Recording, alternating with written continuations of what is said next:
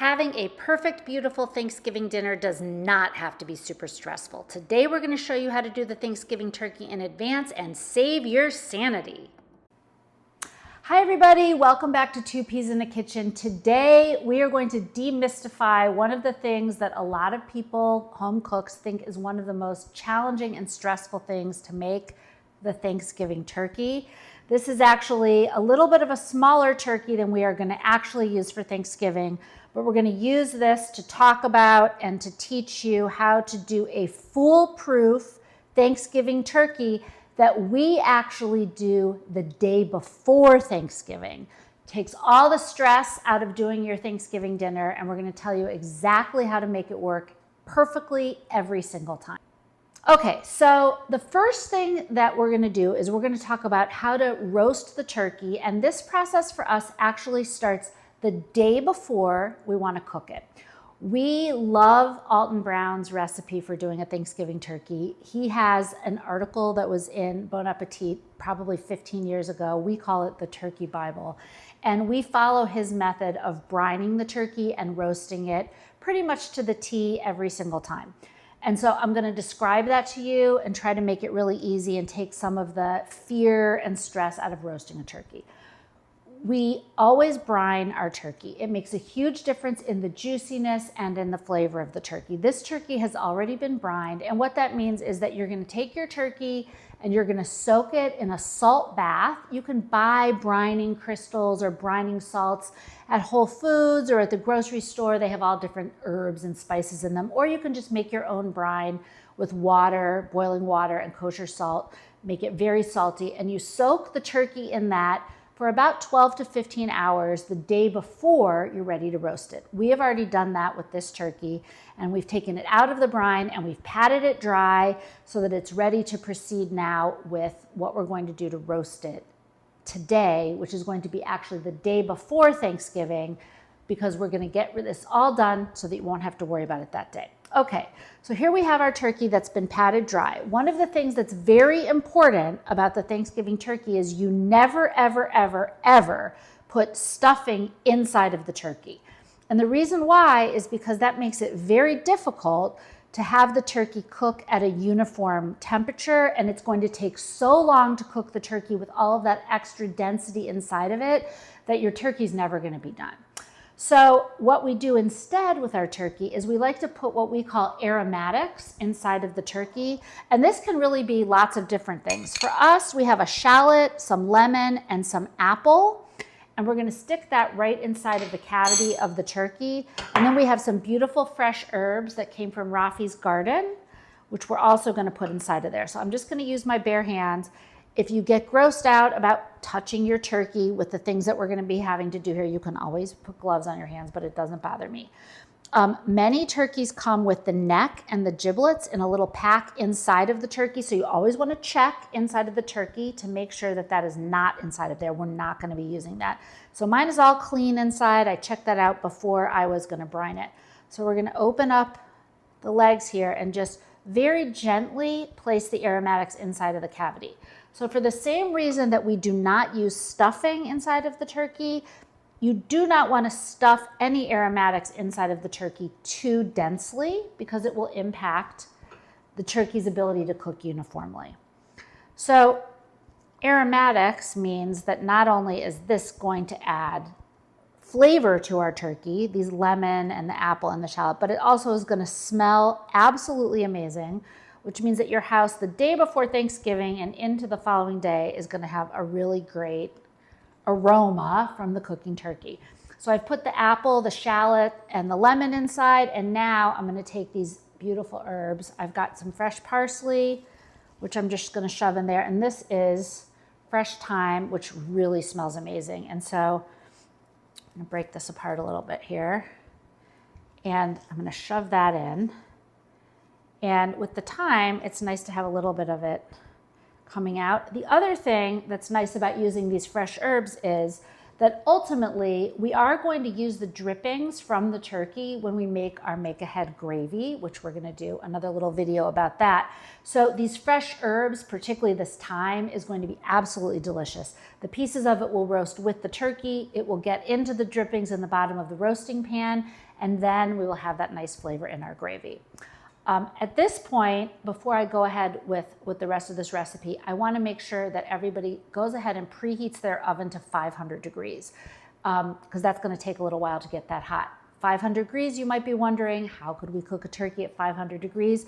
We're going to be putting the turkey in the oven at 500 degrees only for about a half an hour. And what that does is it really crisps the skin of the turkey so that it's already going to be golden and nice and crispy, which when we lower the temperature to finish the roasting of the turkey is going to hold a lot of the juices in, and it's going to keep especially the breast meat very juicy, and we're not going to have any problems with a dry turkey. So let's go ahead and preheat our oven to 500 degrees before we continue on with what we need to do to prepare the turkey.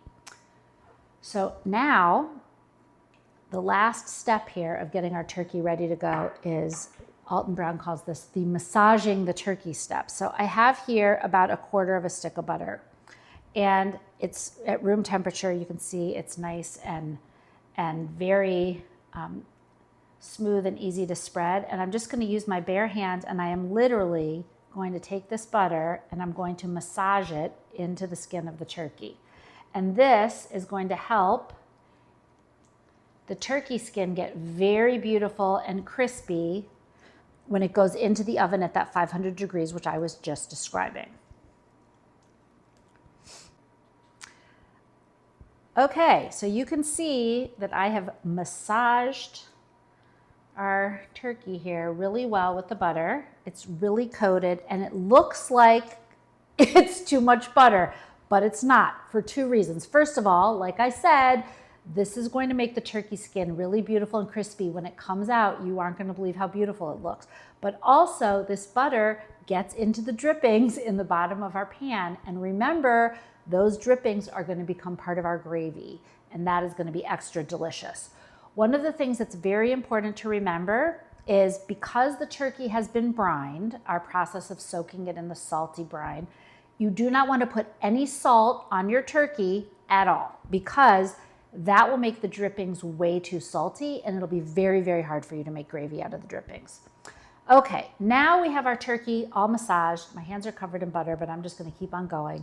Into the bottom of this roasting pan, this is just chicken broth. This can be store-bought chicken broth. You all know that we prefer homemade chicken broth, but it's okay to use store-bought for this process. I'm just putting 2 cups of broth right into the bottom of our roasting pan. And ultimately, we're going to get lots of liquid in the bottom of our roasting pan just from the drippings of the turkey and the butter, but we don't want that to dry out, and we want to have a little bit of steam that's coming from the broth that I've just put down there. So now what I'm going to do is I'm going to put the turkey into a 500-degree oven. It's going to go in there for 30 minutes, and then we'll come back. We'll show you what it looks like, and we're going to tell you what our next step is. Okay, it's 30 minutes later, and look at this. It already looks so beautiful. You can tell that this turkey is going to be amazing. Okay, what I have done with the oven is I have already reduced the temperature to 350 degrees. Remember, the first half hour we were at 500. We got this beautiful crispy skin that's locking in all of our juices. We've reduced the oven to 350, and these are some very important steps. To do this turkey and to do any turkey right, you need a digital oven thermometer. This is one that we really love. We can actually link it. It's the all-clad remote thermometer. And there's 2 reasons why I really like this one. First of all, it's very easy to use. It's very easy to set the temperatures. But I also like that the probe right here that we're going to put into the turkey can unplug from the thermometer, and not all of the thermometers are like that. It makes it much easier, because what we're going to do is we're going to get the probe set into the turkey, and I'm going to show you exactly where it needs to go and how to do that. And then we'll leave this out of the oven. I don't have to drag this with me when I'm putting my heavy turkey in the oven, which makes things a lot less stressful. And then I can plug this into the probe. So let me explain what's going to happen, because this is the part where I used to get very stressed out many years ago when I started doing Thanksgiving, And many, many years ago, my mom used to get up at 5 in the morning and cook a turkey for hours and hours and hours, very stressed out about it being done. And part of the problem was that she was constantly opening the oven. She was constantly basting the turkey. And I'm going to explain to you why we never do that. So the first thing that we need to do is we are going to have to place this probe into the right place of the turkey. So before I'm going to put some foil over the breast of the turkey in a minute to protect the breast so that it will not cook, overcook where we want the dark meat to cook more. But before I do that, I want to show you where the probe is going to go. These are the breasts of your turkey, and these are the drumsticks, the legs here of your turkey. You want to put your probe into the deepest part of the breast, okay? So you just kind of move a couple inches here off your drumstick, and your probe is going to go right in, right about here, and it's just going to go straight down right in there like that, okay? Now, I'm going to take it back out because I'm going to place some foil over there, but I've made the hole, and now I see where it is, where it's going to go. But I wanted you all to see exactly where that probe is going to go. It's very, very important that you place that in the right place because obviously we need to get the right temperature to make sure our turkey does not get underdone or overdone. I'll talk to you about the temperature in just a minute. So now that you've seen where the thermometer is ultimately going to go, Alton Brown, he calls this fondly a breastplate for our turkey. I've cut this triangle out of heavy-duty aluminum foil. And the reason, as I just briefly explained, that we're going to use this is because the dark meat needs to cook to a higher temperature than the white meat, you are going to need that to be more exposed to the heat of the oven than the breast meat, or else the breast meat is going to be dry and overcooked. And this is why a lot of times when people make turkeys, the breast meat is terrible. It's overcooked and it's dry and nobody wants to eat it. By putting this heavy-duty foil over the breast, what we are doing is effectively we are repelling the heat. We are deflecting the heat off the breast meat a little bit so that it can cook at a more even temperature and more evenly with the dark meat. So now that we have the breastplate in place, I'm going to stick this. I'm going to take a little peek under there to the hole that I made, and I'm going to stick the probe of our remote thermometer through the breastplate and right into the hole, which we saw, right into that deep part of the breast of the turkey. And everything is just going to be nicely, it's a little hot, I've just taken this out of the oven, nicely placed there. So now we're like game ready, the turkey's ready to go. The temperature that we're going to be looking for from the breast of the turkey is 161 degrees. And I know that a lot of you may read online that, well, you have to be at 165 degrees in the breast of a turkey for it to be like a salmonella kill temperature. But it's very important that you only hit 161 degrees because when you take the turkey out of the oven and you let it sit, you will see, if you keep your probe in your thermometer, that the temperature will continue to rise. And one of the mistakes that people make when they're making a turkey is they're so worried about hitting that kill temperature, that 165 degrees, that they leave it in the oven too long, and then the temperature rises when they take the big turkey out and they let it sit before carving. And by that time, it's dry and it's overcooked.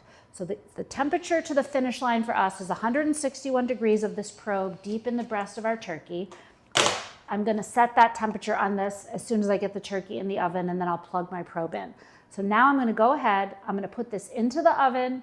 And so this turkey, in terms of timing, this turkey is actually very small. When we do Thanksgiving, we're going to do probably a 23-pound turkey, a really big turkey. So that takes a lot longer. For this turkey, it's probably going to take around an hour and 15 minutes to an hour and a half for this turkey.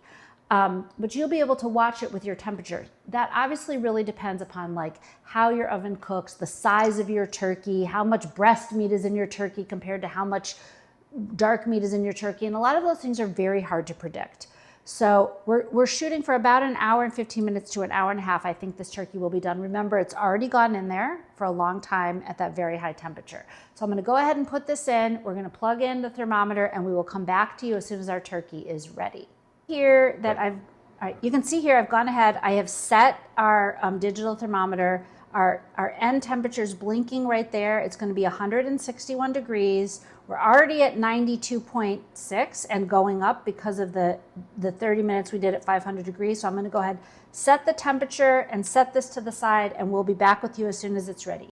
So after about an hour and 15 minutes, you can see here that the turkey is done. It is absolutely gorgeous, and boy, does it smell amazing. We're going to let this sit for about 15 to 20 minutes, and then we're going to carve it into large pieces. Remember, we're showing you how to prepare this the day before Thanksgiving, so we're not going to carve it into small serving pieces quite yet. After your turkey cools a bit, you're simply going to carve it into a few larger pieces.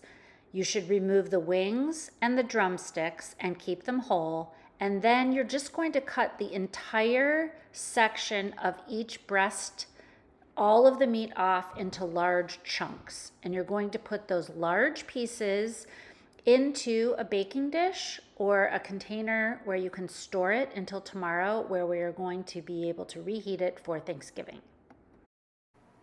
Okay, here we are. It is the fictional Thanksgiving day.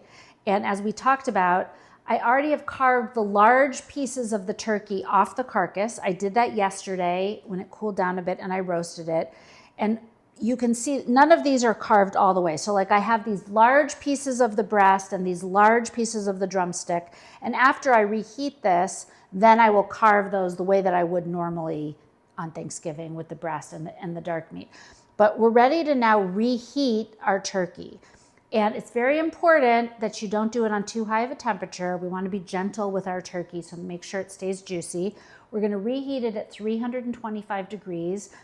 I would say for a larger turkey, the 18 to 23 pound turkey, which is more the size that we will actually be using for Thanksgiving, that would probably take about 45 minutes. This, I think, is probably going to be about 30 minutes. But what we're going to do is we're going to take just a little bit of chicken stock, and we're going to just add a little bit of that right into this roasting pan, just to add a little steam and a little flavor while this is reheating. And then we're going to cover this with foil, and it's going to go into the oven, and you can pop it right in next to your sides. Takes all of the stress. You don't have a giant carcass. You don't have any other things that are in the way of all of the things that you need to do for Thanksgiving. I was very, very skeptical about this. And on a whim, I had 24 people coming for Thanksgiving, and I decided to try it. And I was blown away at how much less stressful my Thanksgiving was with doing this all in advance, and with how juicy and delicious the turkey was. Everybody was raving about the turkey the whole night. So I really think this is going to help everybody out a lot. Let us know what you think. If you try it this year, we are having a ton of people for Thanksgiving. Rafi and I are going to be cooking together for Thanksgiving this year. We're very excited about that. And we are going to be using this method with our turkey because we are so excited about all the sides we're going to make. We are not going to have time to worry about that turkey on Thanksgiving. So we hope this really helps everybody out. If you have any questions, pop them in the comments. Let us know. And we look forward to hearing all about it this year for Thanksgiving.